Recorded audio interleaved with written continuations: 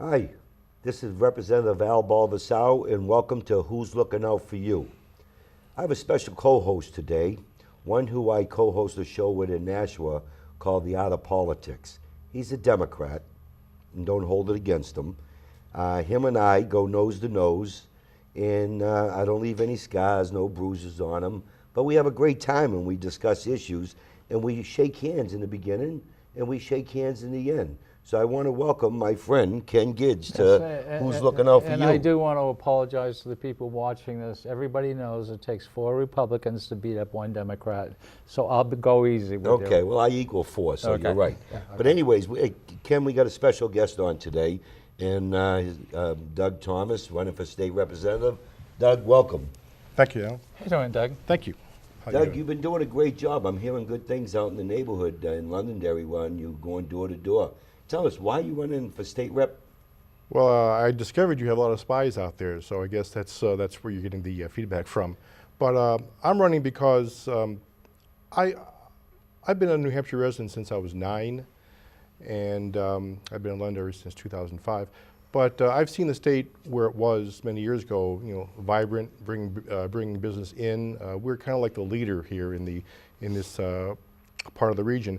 But I've seen it kind of slip a little bit the last several years, and I'm kind of concerned about the fact that jobs are scarce, better paying jobs are scarce, and it used to be where we were always in the black in the budget, but I've seen times now where we're kind of overspending. I'd like to be part of the effort that goes back to the State House to present policies that present reasonable spending, staying within our means, and also to be a little more business friendly now, bring some business into the state, and perhaps get more jobs so people can stay here in the state more. Oh, that's awesome. Ken, I don't know if you know here, but Doug here is a retired military man who served honorably our country in the Air Force and in the National Guard. That's right. I won't hold that against him. The Marine. What did you do in the military? Well, in the military, I was a munitions maintenance officer, and I had, for one time, I was over 120 enlisted people that we'd loaded munitions onto aircraft. My time in the service, in the active service, was during just the tail end of the Vietnam War. I was in Thailand during the fall of Phnom Penh. I was in Thailand during the fall of Saigon, and also for the Mayaguez incident. So I saw some pretty interesting times there. Many munitions and aircraft passed through Utapao Air Base in Thailand. So that was very interesting. Then I moved on to other stations in Torrejon, Spain, and Michigan, and then Malmstrom as the RV branch chief for the Minuteman III missiles at the time.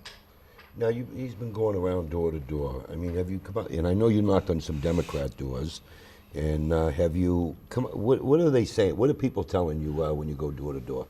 Well, first of all, they've been very nice and congenial. I've been very pleased with that. And what they've said when I've asked them what their number one concern was basically jobs and the economy. They would like to see more jobs come into the state. They're concerned about the present state of the economy.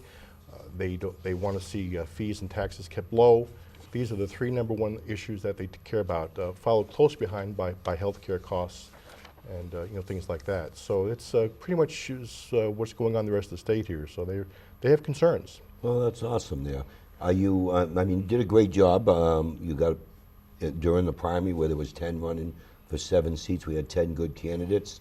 And, I was glad to see that you moved forward there. Of course, Ken Gids, he's sitting here quiet. I'm sure he's thinking, in his brain there, questions there. And unless he's on good behavior today, are you? Today? Yeah, I am. Oh, and okay. I wish you were a Democrat, first of all. But, if you don't win, you don't lose. You only come in second, because anyone who takes their time, their money, and really goes out there, Republicans are Democrats. So you should be commended. Well, thank you.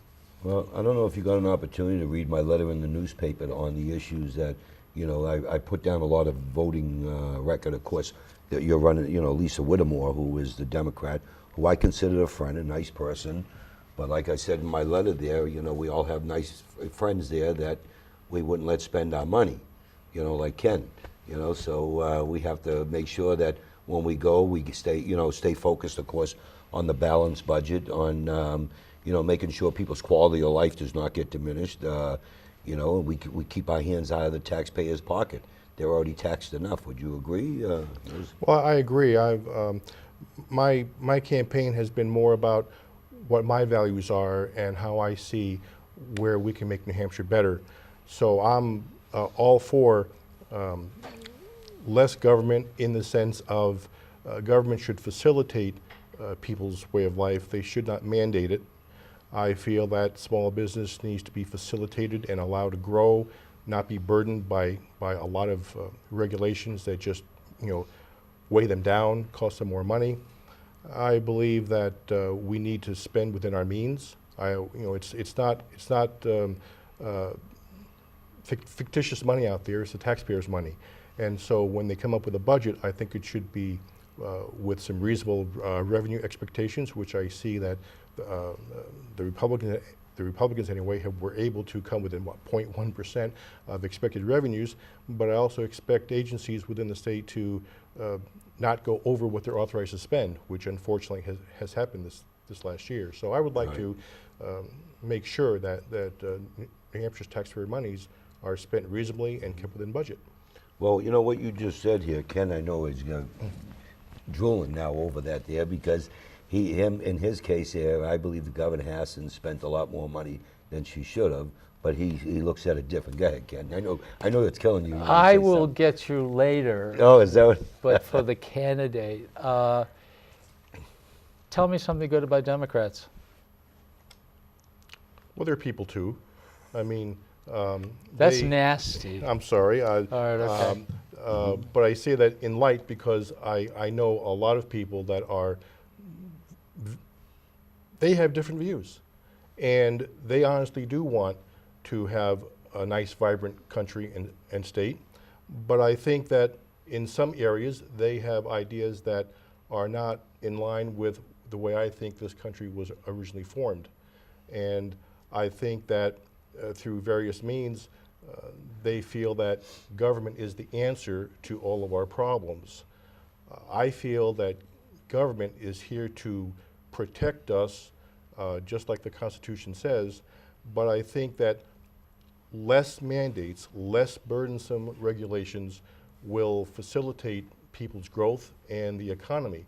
I think we've seen that when we've allowed this to happen, we've had good growth, and when we've had burdensome regulations and overly mandated policies, we tend to slow down.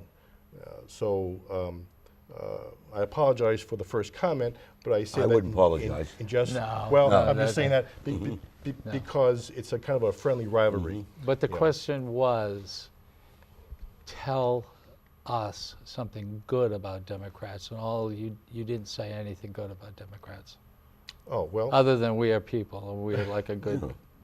Well, I think they care about the economy. I think they care about people's livelihoods. I think they care about people that are not as fortunate as other people, and I think they really try to pull everyone together to make sure that their living, their way of living is improved. So I think they do good things in that area. I just don't believe that the methodology used sometimes works out well. Good, thank you. Yeah, and I can add to that there, because, I mean, if you're a tax and spender and you're taking more money out of people's pockets, naturally their quality of life goes down, vacations and other stuff have to stop because they have to put food on the table. So the more and more you continue to tax, the more and more regulations, the more and more burdens, the business taxes you're raising, rooms and meals tax from 8 to 9%, LLC tax, campground tax, all this other stuff, takes away from their quality of life.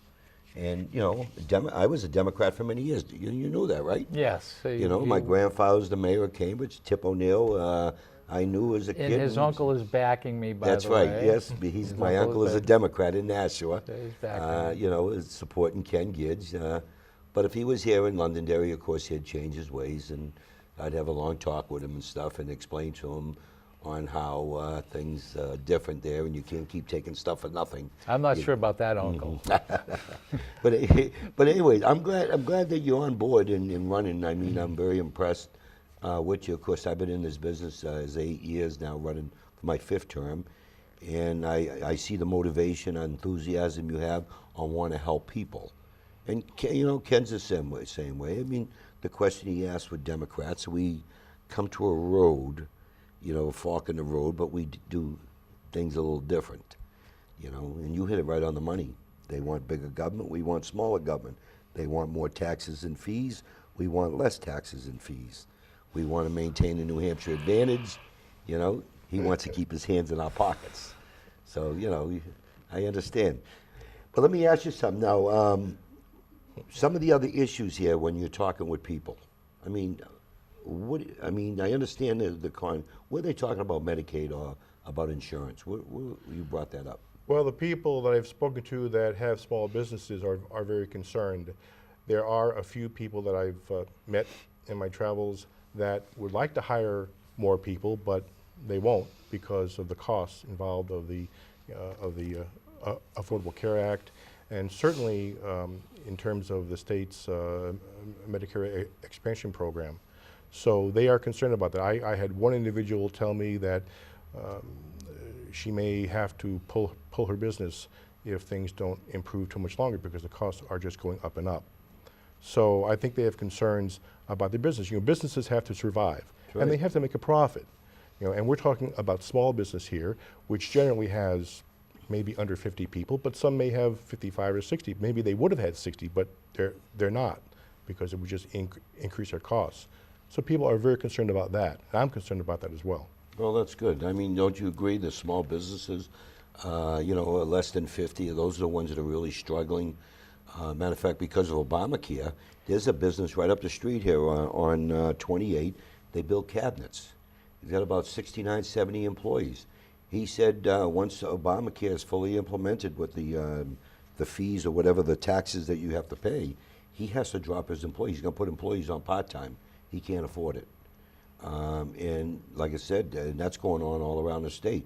But see, the Democrats are blinded on that, and they think this is the best thing since peanut butter, and we're giving everyone insurance, and he's biting his tongue.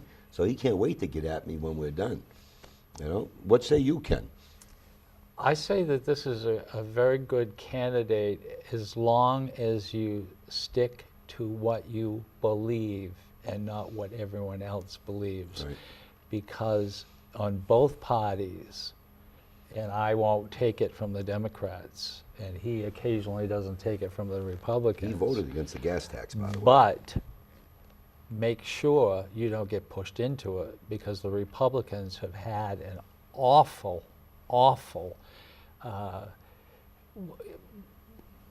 time keeping their people in line and doing some drastic things. That's all. Actually, I have to disagree with him because nowhere at any time has the Republicans ever said, you will vote this way. Unlike the Democrats' white sheet that I see them reading all the time. But anyways, hey, listen, we're almost out of time here. If somebody wants to help you in your campaign or get involved or make a donation, how do they get in touch with you? Do you have a website, Facebook, and then your phone number put out there?